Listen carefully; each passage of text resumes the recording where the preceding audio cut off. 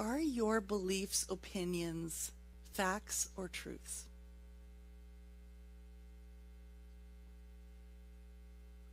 And we'll get deeper into that one.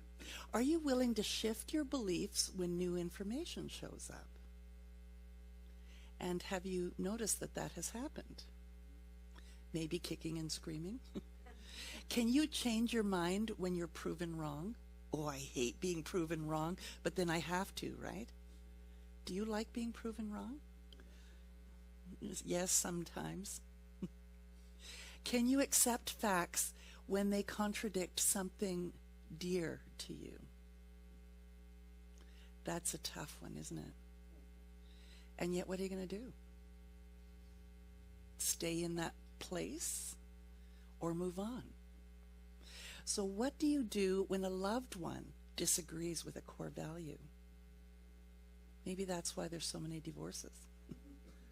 I don't know.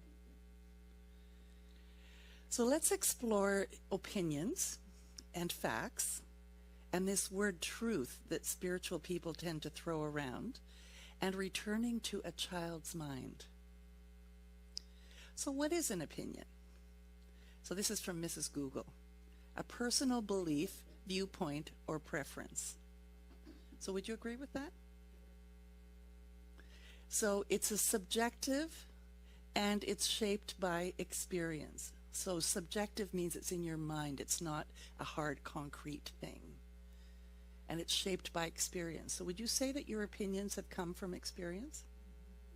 Generally. Sometimes from someone else telling you, and then you agree with them because you happen to agree with them. So it doesn't require objective evidence. So you can have opinion, but you don't really have any proof for it. You just somehow have an opinion about it. Would you say that's true? So here's an example. Classical music is the most soothing genre. That isn't everyone's opinion, is it? Or I don't like something. Let's say I don't like raw onions. But that's not your opinion necessarily. Maybe you love them. So what's a fact? Verifiable and supported by evidence. Would you agree? Can evolve with new discoveries. Example, water boils at 100 degrees Celsius at sea level. Change the altitude and the boiling point changes. I couldn't think of anything warm and fluffy for this one. What is truth with a capital T? So spiritual truth is, they say universal, which means everywhere, eternal, which means it's never ending, unchanging, and foundational. So we're going to dig a little deeper into this idea of truth so that you can start to think about the truth with a capital T. So it's also, these are statements. Love is foundational, is a truth. So it is a commonly believed idea in New Thought, in spirituality, that love is at the core, at the center of everything. That it's not evil or bad, that it is love. So would you say that you agree with that? And that God always says yes. Now this one's a stickler for some people. Because maybe you've had an experience where God didn't say yes, or you thought God didn't say yes. And I'll dig a little deeper in a bit about that. Prayer is effective. How many would agree or disagree? Some people agree. Some people say, hey, I prayed about that like till the cows came home, and only the cows came home and the prayer didn't. Everything contains good. So even the worst things in the world contain good. Do you believe that? That's again a truth with a capital T. But again, let's dig a little deeper into that, because I'm kind of poking some of your buttons, right? So in the science of mind, which is a form of New Thought, a form of spirituality, and it's also a book that was written by Ernest Holmes, he emphasized personal experience. So he basically said, no matter what I say, don't believe me. Prove it to yourself so that you can say from your own core, that that is a truth with a capital T. And that's pretty amazing to have a teacher or someone who's guiding you in your spiritual journey say that, right? Because normally we're supposed to be the expert, right? We sit on the hot seat and we're the expert. The thing is that in this way of thinking about spirituality and your interaction with life, you need to believe it for yourself for it to be true for you. Would you agree? So Ernest Holmes also emphasized transformation through thinking. He believed that the way that you thought created your life. And then he went on to prove that the way that you think creates your life. And he believed in direct revelation, which means that you had to have that answer show up for you so you could say undoubtedly that this is true. Now, there's a wonderful series of books, actually. There's two that I can think of offhand, written by Pam Grout. And they are E squared and E cubed are the titles. So, you know, the mathematical squared, E squared. And in them are a number of exercises that you can do to prove that you live in an interactive universe. And the only one I can think of at the top of my head was, think of a very unusual color of car that you would not typically ever see. And then say, God, if you really exist, I want to see this car in this color. And so I remember the first time I did that experiment, I wanted like the wildest, craziest lime green that you could ever see. Well, what did I see but 3 of them that week? So that to me was truth with a capital T. There was something that was listening to me, and it wasn't the algorithm on my phone.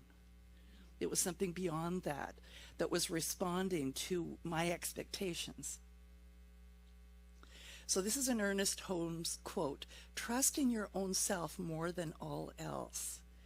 And what he meant by that was that we all have within us a connection to this energy that is all of life, and that it is personal to each one of us. And so someone else might say something, and you think, oh, well, they're really wise, and I really trust them.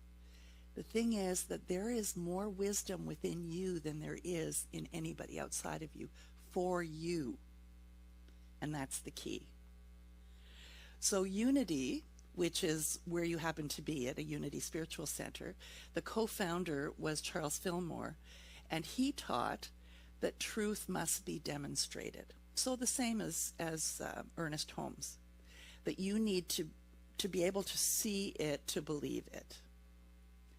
And he believed that you need to test spiritual laws.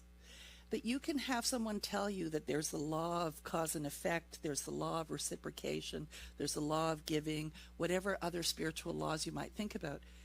But test them out to see if they're true. And these Pam Grout books are excellent for that, because there are some great exercises. So I invite you to take a look at that. So trust your realizations as well, because he's saying that when you have an aha moment, you might share it with somebody and they'll go like, oh, that's baloney, or there is no way that can be true. But you have the wisdom within you, and that's true for you. And so to start to trust that, it's a bit like teaching you to trust your own intuition, because that's really what it is you connected to all of life and to the wisdom of life that loves you. And then learn from your own experience. Charles Fillmore was very much a put feet to this stuff. Don't just have it intellectual. Practice it. Prove it to yourself, so that no matter what somebody else might say, it's true for you, and you begin to create a life that is perfect for you. And a quote, "What do you think about it?" He would say that in all of his classes. He would teach something, and then he would say, what do you think about it? Because there's an old biblical quote, which is, it's done unto you as you believe. And that really is foundational to even what we're speaking about here. I can believe something, and it shows up, life shows up that way for me. You can believe something different, and life shows up that way for you. Now, why is that? because this thing, this energy that we live in, that some people call God, some people call creator, some people call source, is personal, but it's also universal. So the humility of not knowing. Have you ever thought about being more open-minded about some of the new ideas that are exposed to you, rather than if you immediately go, there's no way, I'm not listening to any more of this, to really truly be on a spiritual journey that allows you to prove these big T truths. You need to be open to say, I'm willing to at least hear what this new idea is. I'm willing to at least explore it. I may not agree with it afterwards, but I'm willing to explore it. So are you willing to explore? And then you can say this was hooey, or no, it isn't.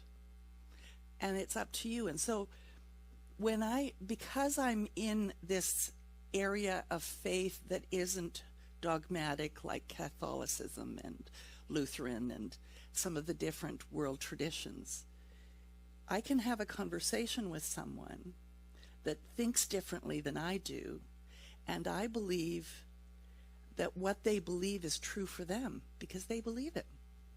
And it shows up as true for them. And I say, good for you, because you believe in something so strongly that it shows up in your life for you. I believe something different, and that shows up in my life for me. And that's really how we can call it spirit creator works. Individually with you, but also collectively with all of us. And it's a really interesting dance. So, are you receptive to feedback, for instance? How good are you at receiving feedback from other people? Have you been open to the feedback of the universe, like those 2 green cars or 3 green cars that I saw that week? I was expecting to see green cars, so my expectation drew them out. I don't know where they were normally. And how about valuing perspective? So that was what I was talking about with different faith traditions. It's not to make someone wrong, but to recognize that a really strong belief, whether it be broad-minded or narrow-minded, is going to show up in that person's life exactly that way. And yahoo for them. And yahoo for us, because the same is true for us. And to be willing to have a growth mindset, to say, okay, I think I've got it all figured out, but I'm ready to be blown away by something even better. And that's really the growth mindset. And quieting the ego, which is the one that says, well, we've always done it this way. Everybody else is doing it this way. So maybe you shouldn't ruffle the feathers. Maybe you should just do it the way everybody else is doing. To say, you know what, can you just kind of go over there and have coffee? And I am going to explore this myself. I had 3-day training with AI this week. And it was really interesting because most people say, oh, it's so scary what AI is doing and what it might do and what's it going to do? How is it going to create this world? And oh my goodness. And I said to myself, okay, well, this was free because they were just like with selling condos in Mexico, you know, they give you a free lunch and then you have to try and buy the condo afterwards. Well, I went for the free lunch, but I didn't buy the condo. So I took 3 days of free lunch. And basically what I found out was that it isn't scary and you can train it to be specific to you. So the first thing I did when I happened to join ChatGPT. The first thing I did was I said, I want you to be my partner in thinking and helping me to be more creative in my thoughts and to make my daily paperwork and those kind of things simpler. What do you need to know about me so that we can create this relationship? And about 600 words came out of things that it wanted to know about me. And then it said nicely at the end, and you don't have to do this all at once. We can do this like a little bit every day if you would like. And I thought, how wonderful is that? Now, it's not going to ever be my lover or my counselor or my best friend, but it will do things for me that I might normally spend hours and hours doing research for, which I don't care to do. It's not my fun thing to do. It will do that for me if I give it parameters. But the other thing to remember with something like a computer AI is that it's like a child that doesn't know anything about you, anything about what you want. You can't just say, well, find me the best couch, because it will find every couch there is available in the world. But let's say you want an L-shaped couch, and you want the material to be leather, and you want the color to be red, and you want it to be under $5,000, and all of these parameters. When you give it the parameters of what it is that you're looking for to the best that you can do, then it will give you that. And spirit is a bit like that. The only difference is that with spirit, when you ask it for something, if you leave it open-ended, which I mean saying something like, this is what I want, but I also want it to be the best for me, then what spirit does is it's not tethered to particular parameters. It'll say then, okay, you may not know what's best for you, so let me bring you everything that is really good for you into your reality. And that's the difference between AI and working with spirit. But you can train yourself to work with AI, and you can also train yourself to work with spirit. I don't know if you've ever thought of that, but you really can, and I'll tell you some stories in a bit. So returning to a child's mind. So if you think of a child's mind, they're curious, they're playful, they're resilient, they're imaginative, and they're open to possibilities. Kids just don't think about what might be the consequences. They're just, they have a question, they blurt it out. So how about approaching your spiritual journey with a child's mind?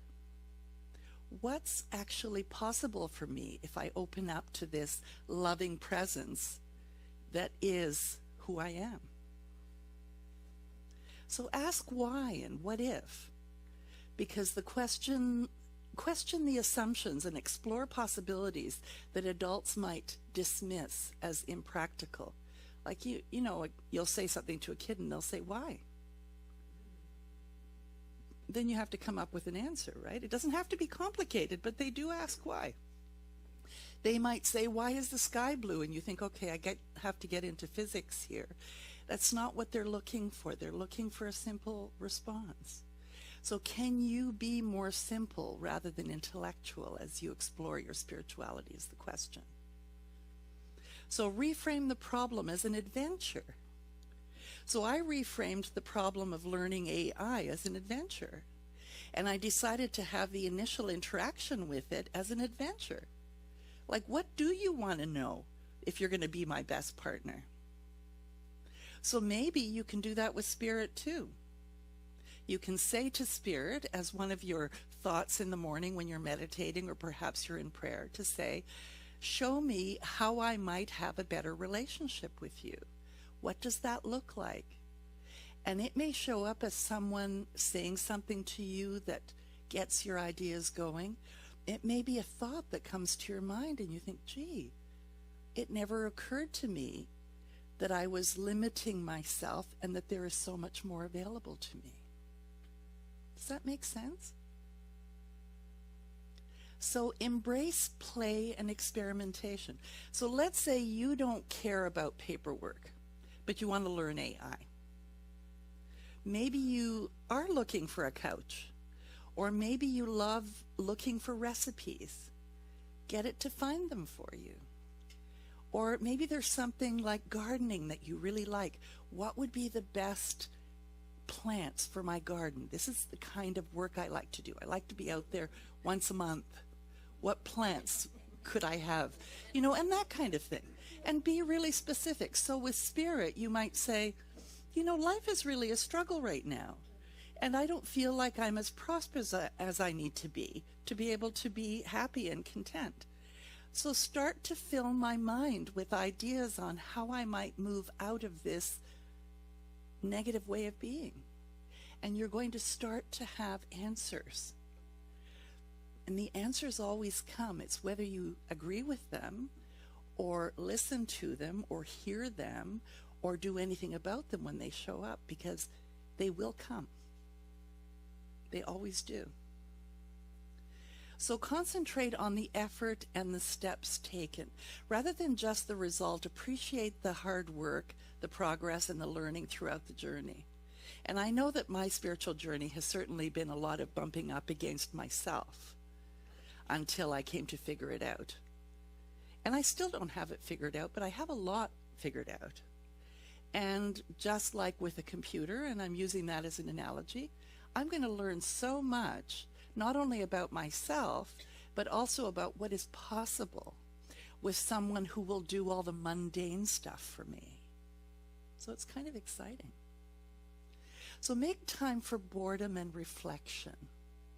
How many like to be busy all the time? Yeah. And so I'm inviting you to stop long enough that you actually feel bored. You think like, oh my God, I should be spending my time doing something else rather than just sitting here. Because being busy doesn't allow for the creativity to come in, for the ideas to come in. I don't know, but in my busiest times, and maybe I shouldn't admit this, but have you ever daydreamed when you're driving? And then you notice that like, oh, I zoned out there for a moment. Those are those times when Spirit comes in, and I have gotten some of the best answers to some of the problems that I have in those zoned out moments. And thankfully, I was still on the road. So I'm not really a dangerous driver. I let Randy drive anyways, so you know, you're safe if I'm on the road. Don't be afraid to ask for help. That's another one. So let's say you're struggling spiritually with something. Maybe it's your finances. Said, you know what? I have prayed and prayed and prayed that my finances be in better state, or that my relationship be in a better state. Right away, I know what part of the answer is, because if you say that to me, what you're saying is, I don't have it, I want it. I don't have it, I want it. And what is that Spirit says back? You're saying you don't have it. Okay, you don't have it. Because it responds to who you're being. So if you say, I don't have a great loving relationship, I don't have a great loving relationship, it goes, okay, you don't have a great loving relationship. How about saying, what does a great loving relationship feel like? And then go to that feeling, and Spirit goes, oh, that's how you want to feel. Let me bring you more of that. So it's a little more subtle, but that's how it works. And in finance, it's the same thing. I did a crazy thing when I was first learning all about this, because I'm very visual. And they said, you can imagine more money into your life. And I went, yeah, right. Sure you can. Because Spirit says yes all the time. Okay. I needed to prove it to myself. So I imagined myself, because this was the only way I could kind of get by it, to go through the drive-through of a bank and go to the drive-through window. And I imagined getting the little ticky that comes out, and it said what my bank balance was. And it was several $1 million, like lots of zeros. They actually went off the page in my mind. And it was a matter of, I think, about 2 weeks of imagining that several times a day. Not that it wasn't possible or anything. I just imagined getting this piece of paper and going, wow, they're going to have to get bigger paper for all this money. And I received a $22,000 inheritance from an uncle that I didn't know had died. So it wasn't millions and millions of dollars, but it saved me at a time when I was really not feeling prosperous. So what might you do to play with the idea of more prosperity, or a better relationship, or good health? Maybe you're giggling and climbing up 250 stairs when you're in Asia, and that was only a pipe dream at one point. What could you do to be playful? That's really what I'm asking. So the greater the dissonance, the greater the pressure to reduce it. So we have this way of being where if there is struggle, we really want to get out of it. We want to just run away. And in spirituality, it's to say, okay, I notice that that's going on. I notice I'm bumping up against it. How can I turn that negative experience to something positive? What would I rather have instead? So let's say it's the struggling for money. I imagined lots of money in my bank account. What happened? I received $22,000 as an inheritance. And a year later, my husband and I were gifted a home that was worth $200,000. Now, do you think that was a coincidence? Somebody else would say, oh, well, that was coming down the pipe anyways, and, you know, that's just... And yes, you can believe that. And if you believe that, then that's the reality that you're going to have. I believed that I could make myself a magnet for more money in my life, and so it showed up. Does that make sense? So I am a magnet for money is a big T truth and has continued to be. So what can you make a big T truth in your life? By imagining what you would rather experience, or maybe just what is the best and highest experience I can have because I can't get past the negative thinking. So Brené Brown says, when we're faced with information that challenges what we believe, our first instinct is to make the discomfort, irritation, vulnerability go away by resolving the dissonance.